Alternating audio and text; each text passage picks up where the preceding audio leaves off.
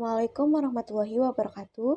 Perkenalkan, nama saya Mutia Sakinah dengan NIM 2104-314 dari jurusan Ilmu Administrasi Negara.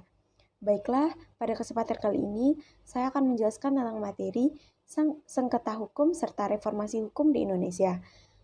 Adapun poin pertama yaitu sengketa hukum litigasi dan non-litigasi. Sengketa hukum litigasi. Sengketa di dalam Kamus Besar Bahasa Indonesia merupakan suatu situasi di mana ada suatu hal yang menyebabkan perselisihan, bisa dalam bentuk perselisihan kecil ataupun perselisihan besar. Pihak yang tidak puas atas perselisihan tersebut bisa melakukan perundingan untuk menemukan penyelesaian. Penyelesaian yang ditawarkan diatur dalam Undang-Undang Nomor 30 Tahun 1999 Pasal 1 Ayat 10. Proses litigasi berarti membawa permasalahan sengketa ke jalur hukum. Jenis kasus sengketa hukum litigasi. Penyelesaian sengketa melalui litigasi ada bermacam-macam jenisnya. Jenis kasus litigasi seperti yang pertama mengenai pembebasan lahan, yang kedua perbankan, yang ketiga sengketa keperdataan, yang keempat kejahatan perusahaan, dan yang kelima penyelesaian atas tuduhan palsu atau perebutan hak asuh anak. Adapun pengertian dari sengketa hukum non litigasi yaitu penyelesaian non-litigasi adalah penyelesaian sengketa yang dilakukan menggunakan cara-cara yang ada di luar pengadilan atau yang biasa disebut dengan lembaga alternatif penyelesaian sengketa. Adapun macam-macam penyelesaian sengketa dengan menggunakan metode non-litigasi yaitu 1. Konsultasi. Konsultasi merupakan suatu tindakan yang bersifat personal antara satu pihak klien dengan pihak lain yang merupakan konsultan, yang memberikan pendapatnya atau saran kepada klien tersebut untuk memenuhi keperluan dan kebutuhan klien. Konsultan hanya berperan untuk memberikan pendapat sebagaimana diminta oleh kliennya. Yang selanjutnya, keputusan mengenai penyelesaian sengketa tersebut akan diambil oleh para pihak. Yang kedua yaitu negosiasi. Negosiasi adalah penyelesaian sengketa melalui musyawarah atau perundingan langsung di antara para pihak yang bertikai dengan maksud untuk mencari dan menemukan bentuk-bentuk penyelesaian yang dapat diterima oleh para pihak.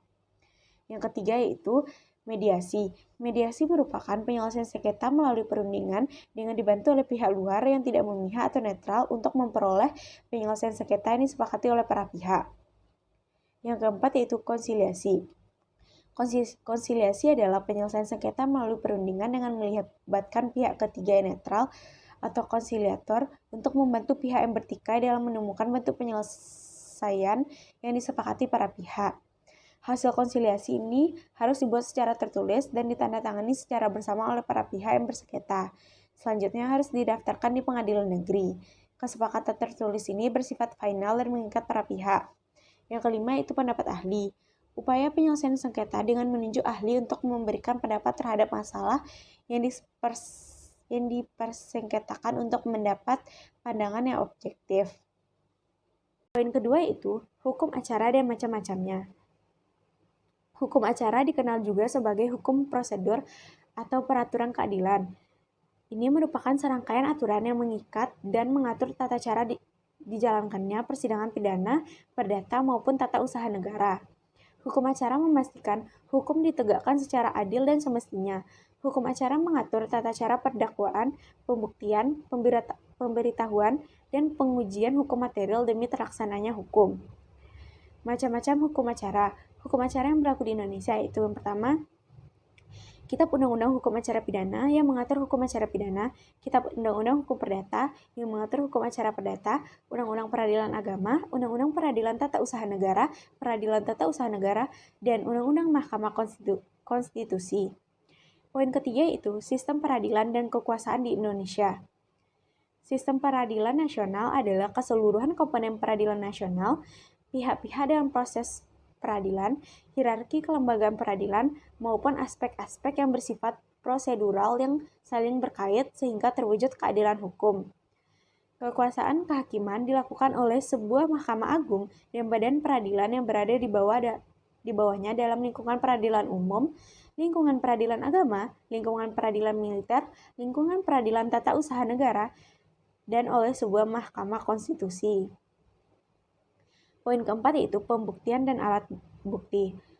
Pembuktian merupakan sebagian dari hukum acara pidana yang mengatur macam-macam alat bukti yang sah menurut hukum, sistem yang dianut dalam pembuktian, Syarat-syarat dan tata cara yang mengajukan bukti tersebut, serta kewenangan hakim untuk menerima, menolak, atau menilai suatu pembuktian.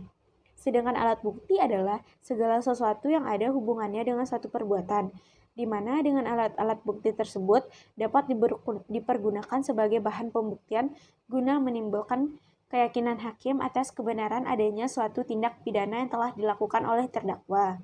Adapun alat-alat bukti yang sah menurut Pasal 184 ayat 1 KUHP adalah sebagai berikut. Yang pertama itu keterangan saksi, keterangan ahli, surat, petunjuk, dan keterangan terdakwa. Poin kelima itu perbedaan barang dan alat bukti. Perbedaan barang bukti dan alat bukti merujuk pada barang bukti yang digunakan dalam kejahatan, tindak pidana. Barang bukti sendiri juga menjadi hasil dari adanya tindak pidana yang dilakukan. Barang bukti juga berguna sebagai suatu keterangan dalam membantu penyidikan tindak pidana. Sedangkan untuk alat bukti sendiri dalam bentuk keterangan saksi, tulisan atau surat, keterangan berbagai pihak, keterangan ahli, hingga informasi yang bisa dilihat.